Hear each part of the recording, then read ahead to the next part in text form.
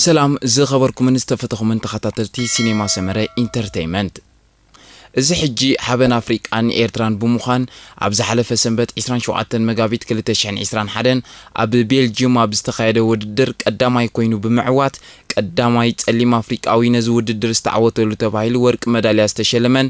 ኣብ ዝሓለፈ ዓመት 2021 ኣብ ወርሒ መስከረም ዕለት 24 ድማ ኣብ ቤልጅየም ዝተኻየደ ሻምፒዮን ቅድድም ብሽክሌታ ዓለም ተሸላሚ ብሩር መዳልያ ብምዃን መዛረቢ ማዕከና ዜና ክኸውን ዝኽኣለ ፕሮፌሽናል ኤርትራዊ ተቀዳዳማይ ቢንያም ግርማይ ሃይሉ ኣብ ኣስመራ ኣብ ገጀረት ብዝፍለጥ ከባቢ ተወሊዱ ዝዓበየ ኮኸብ ተቀዳዳማይ እዩ ገና ወዲ 12 ዓመት እንከሎ ኣብ ውድድር ማውንቴን ባይክ ቅድድም ጀመረ ቢንያም ናብ ስሩዕ ናይ ዳኮርሶ ቅድድም ንኽኣቱ 2 ዓመት ይወሲድሉ ኣብ ስርሓት ጽርበት ዕንጨይቲ ዝነጥፍ ወላዲኡ ኣቦይ ግርማይ ባህጊ ውላዱ ብምርዳ ኣብቲ እዋን 250,000 ናቕፋ ከፊሉ ትሬክ ዝ ዓይነታ መቀዳደሚት ብሽክሌታ ከም ዝዓደገሉ ይዝንገር ኣቶ ግርማይ ኣብቲ ግዜ ዘውጽኦ ዝነበረ መጠን ገንዘብ ብዙሕ ብምዃኑ ንኻልእ ድሌታት ስድርኡ ኣብ ግምት የእትዩ ቁሩብ ሰጋ ኢሉ እኳ እንተነበረ ወናኒ ናይታ ብሽክሌታ ዝኾነ ናይ ቅድም ተቀዳዳማይ ዳዊት ሃይለ ካንቻ ግን ኣብ ቢንያም ወፍሪ ምግባር ከሐጉሶም ምዃኑ ከም ዝገለጸሉ ይዝከር ነዝን ካልእን ኣብ ግምት ብምእታዊ ድማ ቢንያም ወትሩ ድሕሪ ዓወቱ ንስድራ ቤቱን ኣብ መሰልጠኒ ማእከል ቅድድም ብሽክሌታ UCI ትምህርቲ ንክቐስም ዕድል ዝኸፈትሉ ኣካላትን ውልቀ ሰባትን ብቐዳምነት ከመስግን ዝረአ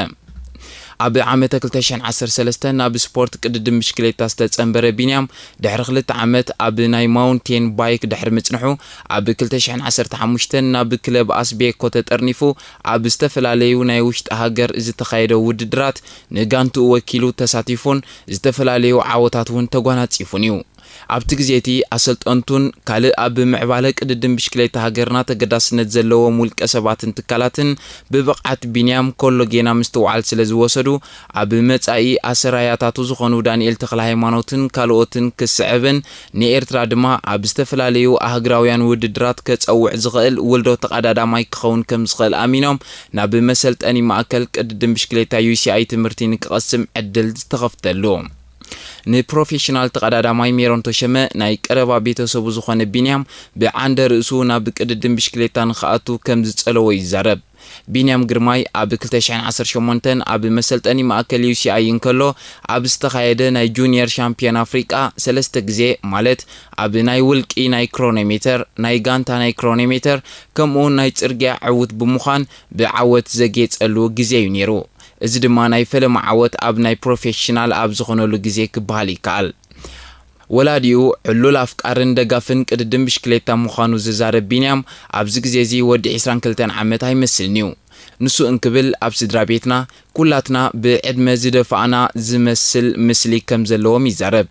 ቢንያም ቅድሚና ብናይ ቅድድም ብሽክሌታ ዓይነት ስፖርት ብወግዕ ምእታው ኣብ ኩዕሶ እግሪ ነጥፍ ከም ዝነበረ ውን ገሊጹ እዚ ብ2 ሚያዝያ 2000 ዓመተ ምህረት ኣብ ከተማ ኣስመራ ከባቢ ንእሽቶ ገጀረት ዝተወልደ ተቀዳዳማይ ኣብ ናይ ትሕቲ 23 ዓመት ናይ ጽርግያ ውድድር ተሸላሚ ብሩር መዳልያ ከም ዝኾነ ይርስዕን ቢንያም ኣብ ታሪኽ ሻምፒዮን ቅድድም ብሽክሌታ ዓለም እቲ ናይ መጀመርያ ጸሊም ኣፍሪቃዊ መዳልያ ዝዓተረ ተቀዳዳማይ እዩ ማዕረ ቱር ዲ ፍራንስ ዕድመ ቅድድም ብሽክሌታ እትውንን ኤርትራ ድማ ብሽም እዚ ተቀዳዳማይ ኣብ ዝርዝርተን መዳልያ ሻምፒዮን ቅድድም ብሽክሌታ ዓለም ዝወሰዳ ውሕዳት ሃገራት ክትኣቱ በቂዓላ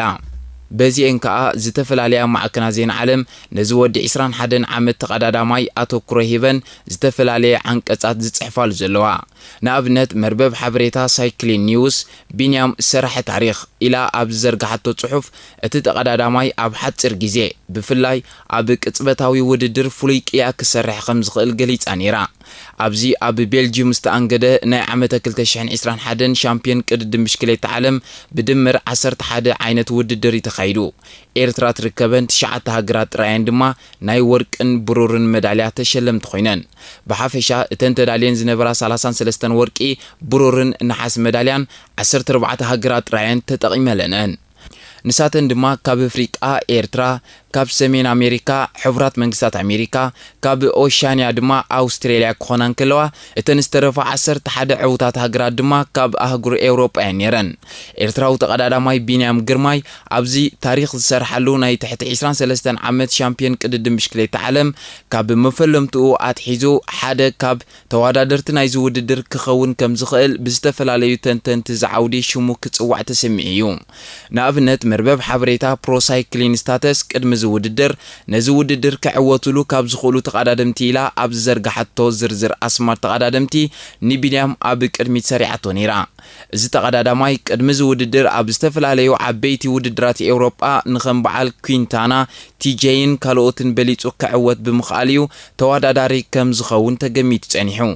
ልክዕ ከምቲ ትጽቢት ዝተገብረሉ ድማ እንሆ ኣብቲ ናይ ትማሊ ዓቢ ኣህግራዊ ውድድር ሓበን ሃገሩ ክኸውን በቂዑ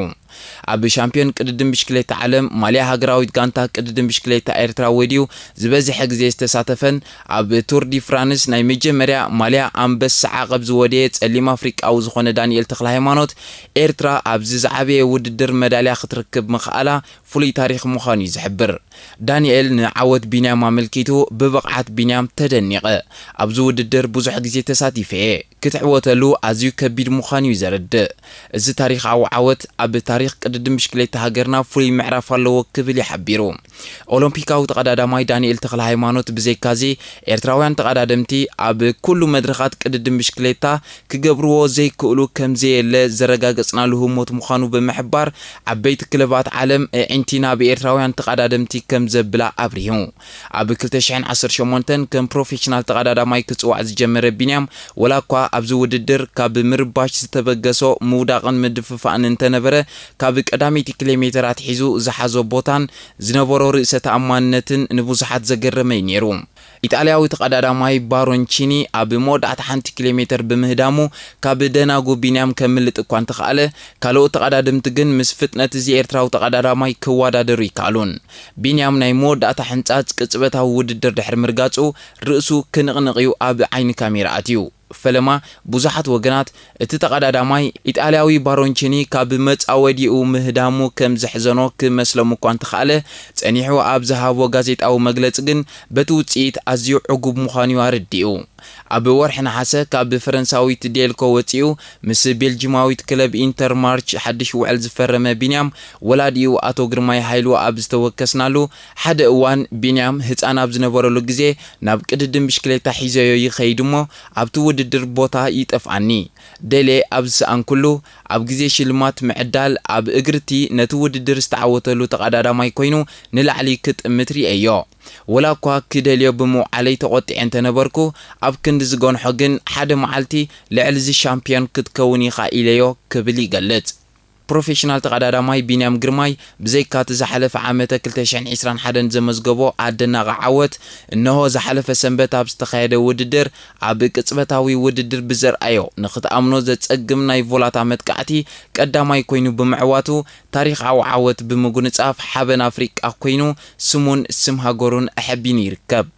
ኣብቲ ብወርልድ ግራንድ ቱር ዝፍለጥ ዝዓበየ መዐቀን ዝርከቦን ሓደ ካብቲ ዝበለጹ ተቀዳደምቲ ናይ ዓለምና ስታፊኦም ዘረጋግጽሉ ናይ 256 ኪሎሜትር ዝተኻየደ ናይ ሓደ መዓልቲ ውድድር ብዘርኣዮ ድንቂ ብቕዓትን ዝተጓናጸፉ ዓወትን ቤልጂማዊት ጋንትኡ ኢንተር ማርች ዋንቲ ጎቨርት ዓመታዊ ደሞዙ ካብ 300,000 ዩሮ 3 ዕጽፊ ብምውሳኽ ኣብዚ ግዜ እዚ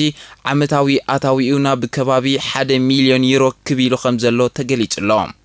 ምዛ ቤልጂማዊት ክለብ ክሳብ 2024 ዝጸንሕ ውዕል ፈሪሙ ዘሎ ቢንያም ምስ ኢየሩሳሌም ህዝቅኤል ድሕሪ ምምርዓው ቅድሚ 11 ወርሒ ሌላና ዝተባህለት ውላድ ከም ዝተበኮረ ይፍለጥ ኣብ 2021 ካብ ጋንታ ዴልኮ ናብ ጋንታ ኢንተር ማርች ዋንቲ ጎቨርት ዝተሰጋገረ ኮኸብ ተወዳዳራይ ቅድሚኡ ብብቕዓቱ ዝተሰልባ ከም በዓል ትሬክ ሴጋፍሬዶ ዩኤኢ ኢማራትስ ከምኡውን ዴቼኒ ኪክ ስቴፕ ዝኣመሰላ ጋንታታት ናብ ሕቑፈአን ንኸእትውኦ ብዙሕ ጽዒረን ከም ዘይሰለጠን ይገልጻ ዝኸበርኩም ተኸታተልትና ጽኒኢልኩም ብምክትታልኩም ክብረት ይሃበልና Sinema semere kapizi rapizi hayrına relleme filtet habus desta sahab sinit rufta مخسر النهار سينما سمرة عب سينما سمرة تطلب زنك عامة كوميدي دراما لا وزاتا سبورت فيلم